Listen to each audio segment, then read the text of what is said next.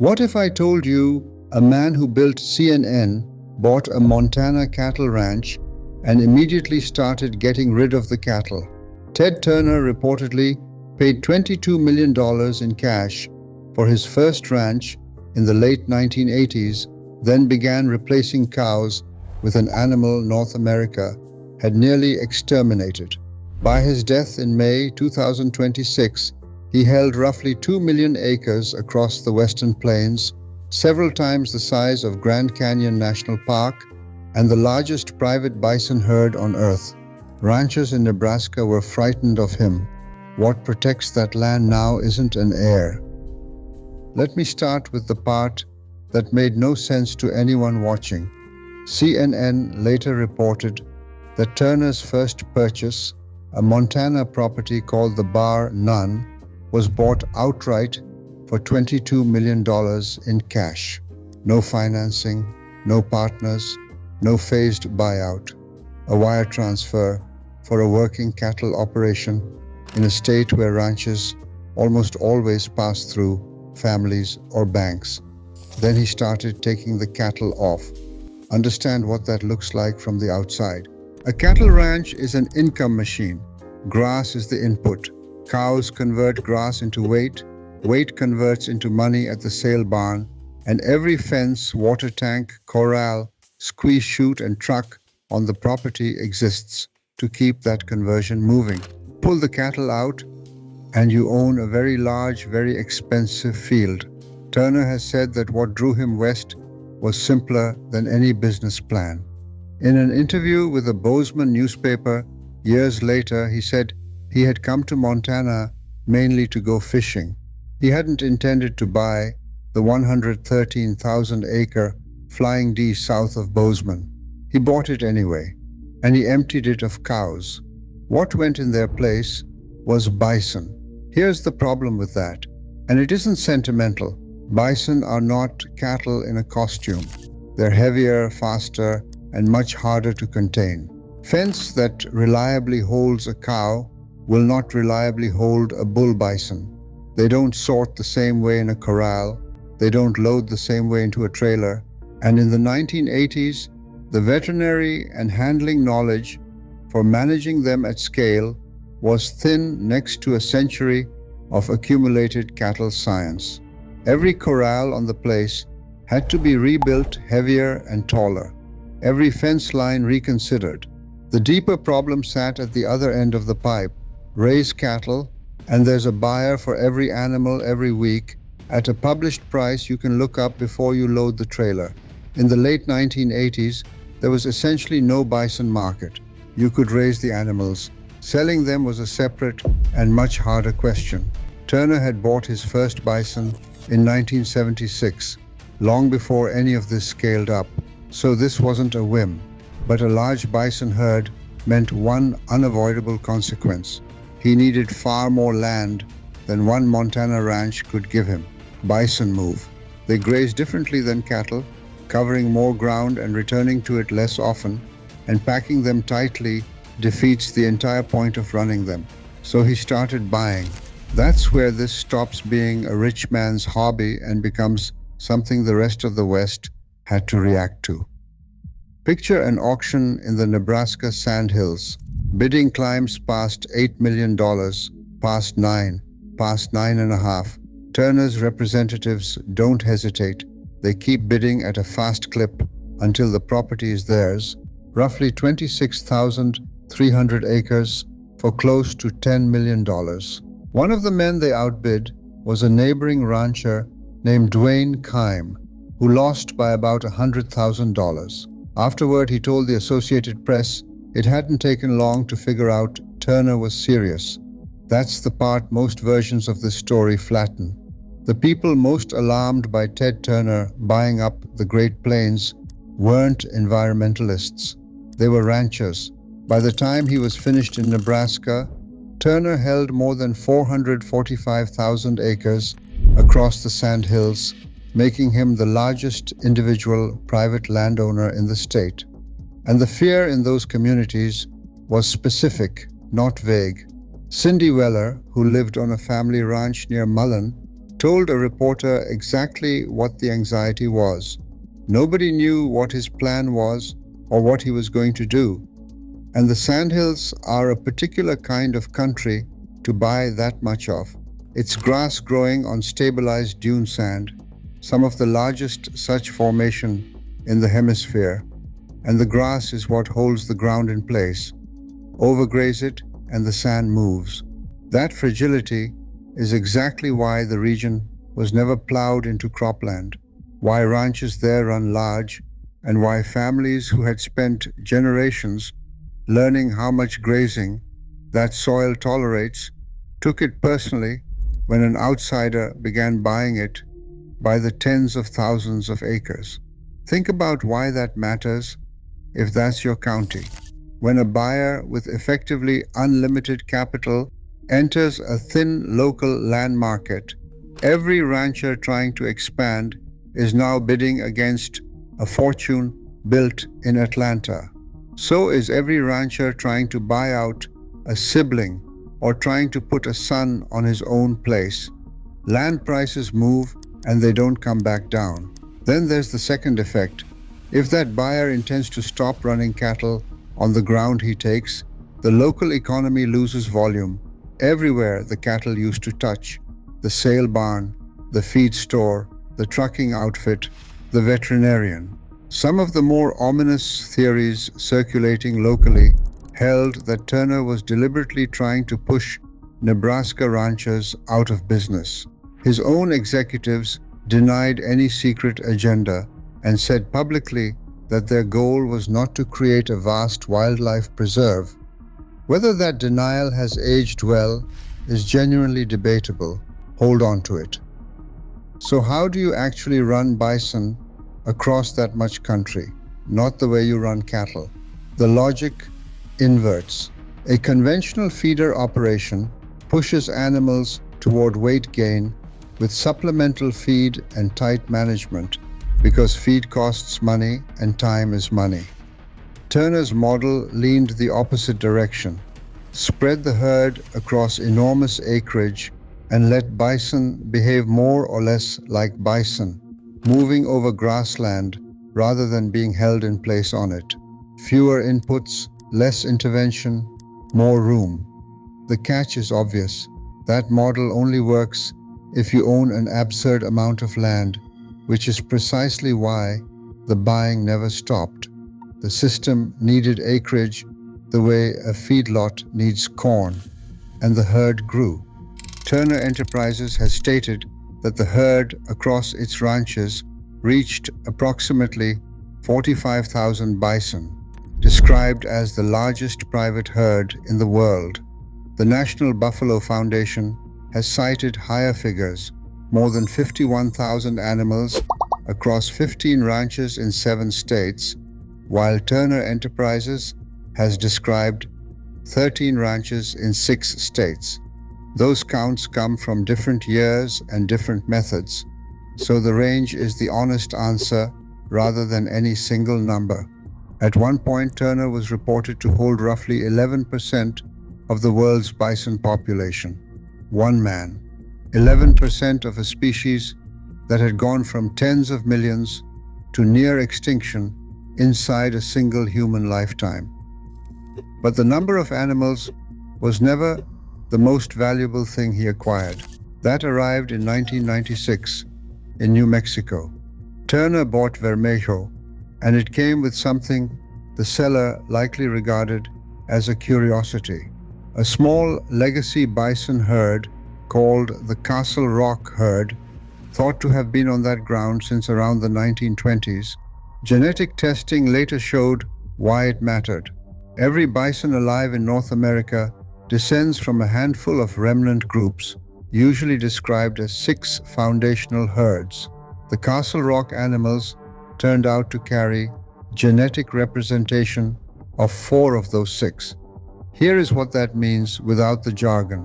When a species crashes to near zero and then rebuilds, the survivors carry only a slice of the original variation, and everything born afterward inherits that narrowed slice.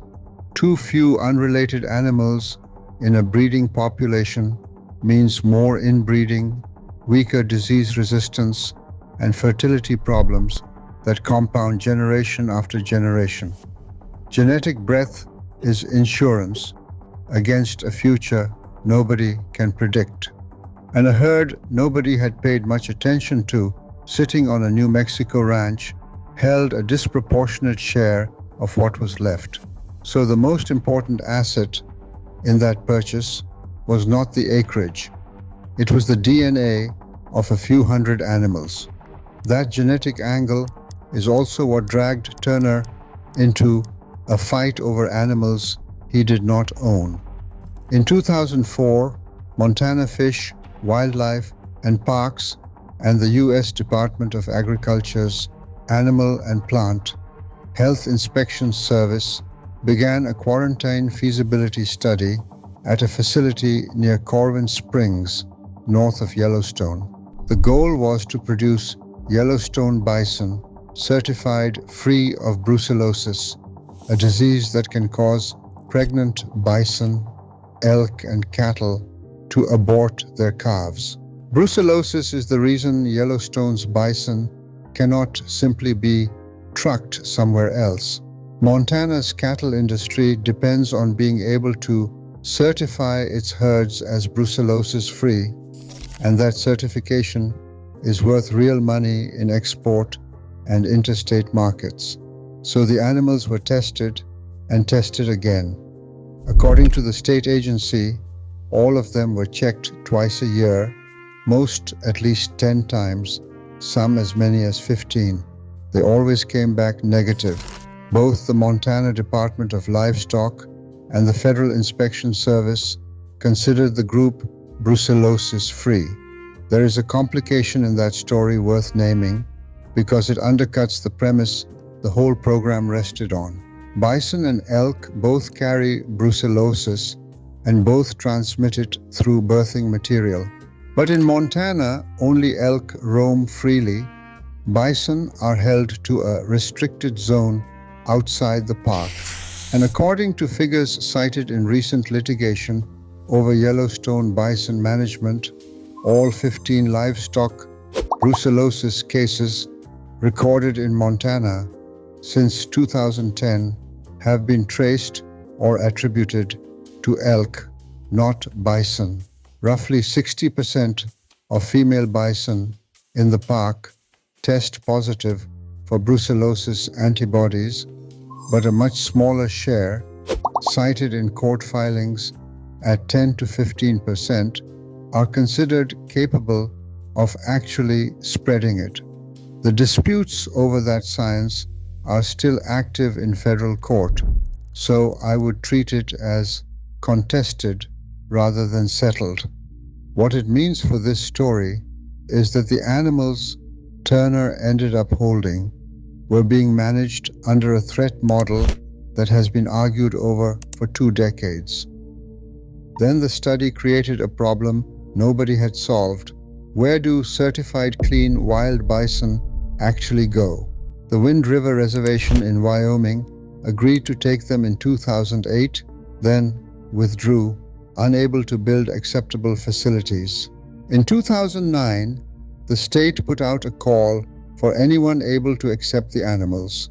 And according to a Montana official quoted at the time, if no home was found, the bison faced possible slaughter, animals that had been tested a dozen times over 5 years, specifically to prove they were safe. Turner offered his green ranch near Bozeman.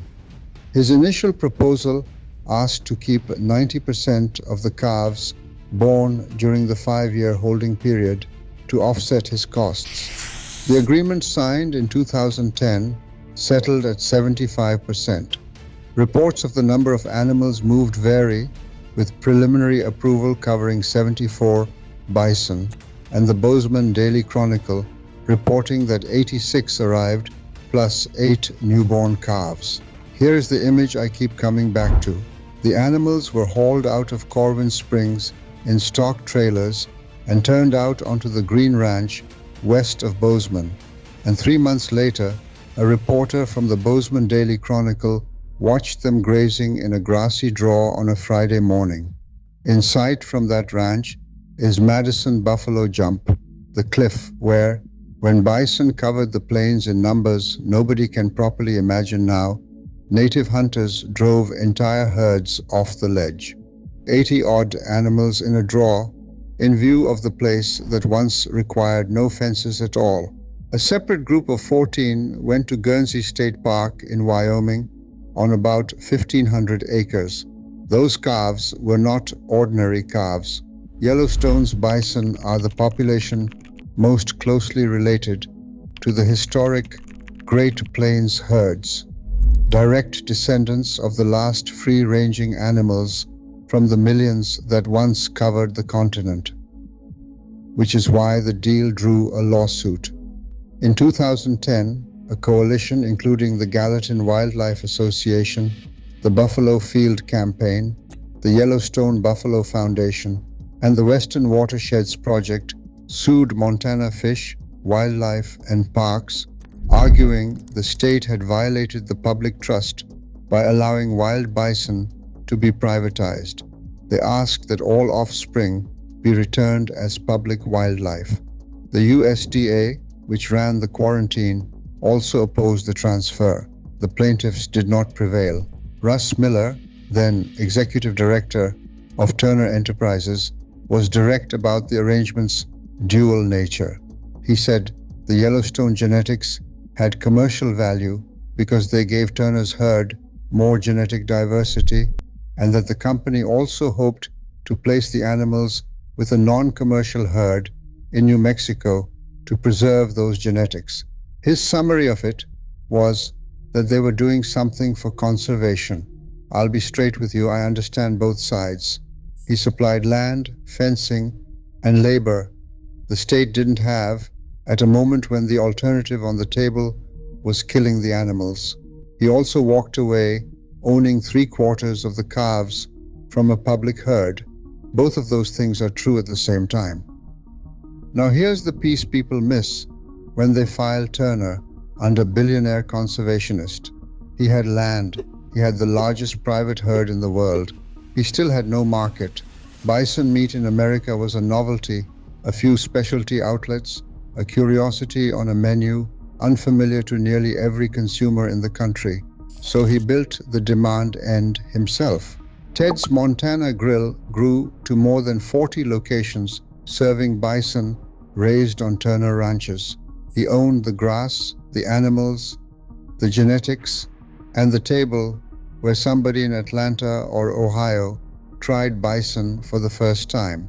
And that solved one problem while creating another. A restaurant chain needs consistent supply every week of the year. Bison calve once a year in spring, and they finish more slowly than cattle. You cannot simply increase production for a quarter because demand rose.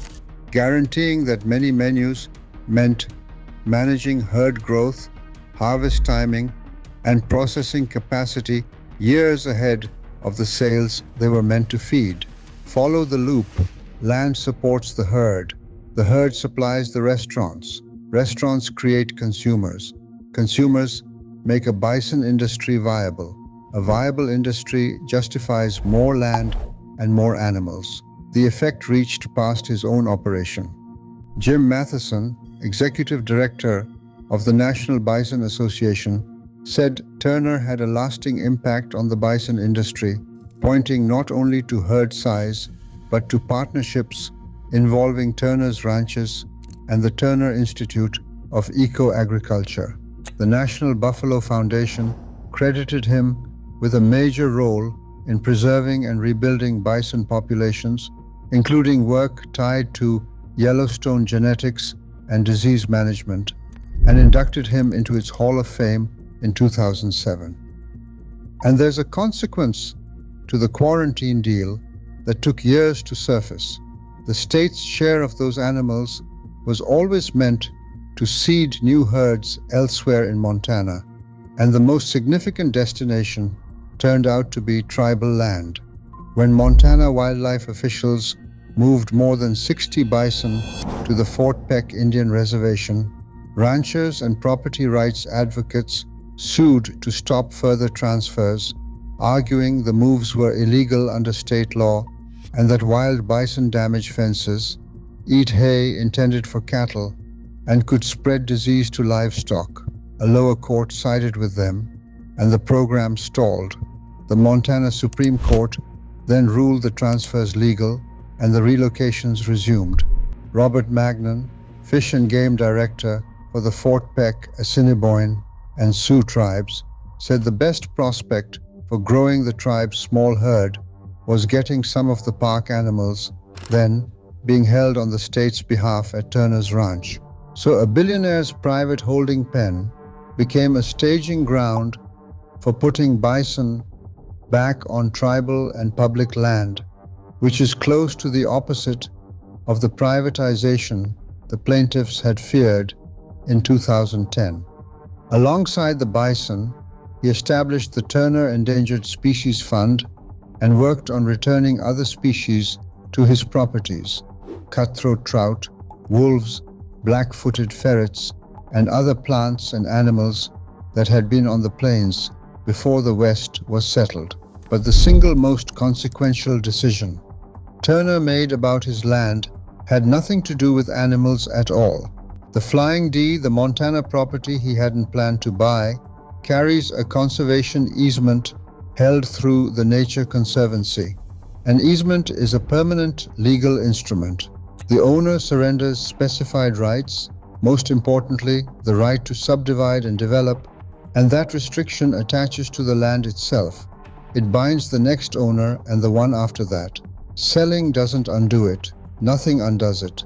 Sit with the reversal.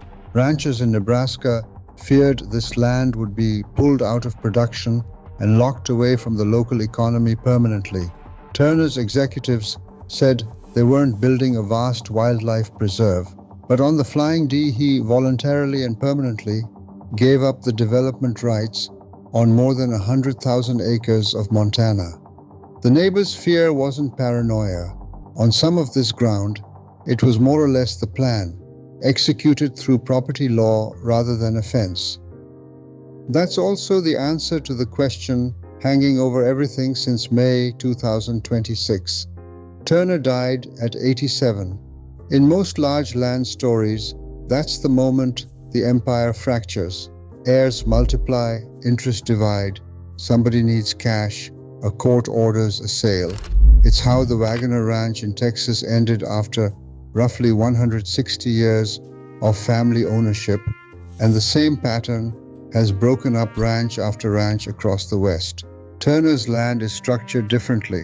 It's held through corporate and foundation vehicles rather than as simple personal property, and significant portions carry conservation easements. Turner Enterprises has said it plans to keep concentrating its ranching in the western Great Plains because that's the environment most suited to raising bison. The land is far likelier to stay intact than to be carved up. Which brings us to the honest accounting. This took a media fortune. Turner built CNN and TNT, and that capital is what let him outbid working ranchers at Nebraska auctions, buy Vermejo without needing it to pay for itself, carry a bison operation for years before a market existed, and fund a restaurant chain to manufacture that market. Almost none of it is a model a family ranch could copy. Anyone who tells you otherwise is selling you something. The trade-offs are real. He raised land prices where he bought. He reduced cattle production on ground that had produced cattle, and the businesses downstream of those cattle felt it.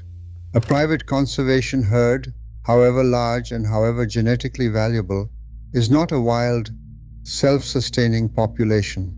Those animals live behind fences, under management, with breeding decisions made by people. And by 2026, the Land Report ranked Turner fourth among America's largest private landowners at roughly 2 million acres, behind Stan Kroenke at about 2.7 million.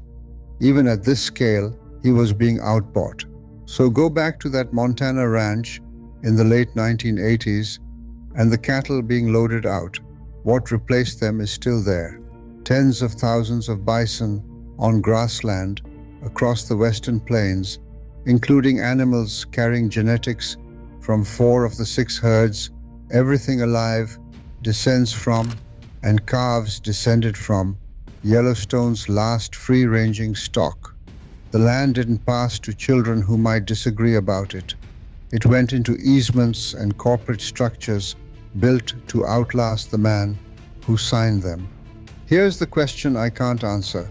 An easement is a promise enforced by an organization, and organizations need funding, attention, and legal muscle 100 years from now for that promise to mean anything. Turner's fortune supplied all 3 while he was alive. The bison don't need him. The paperwork protecting the ground under them might.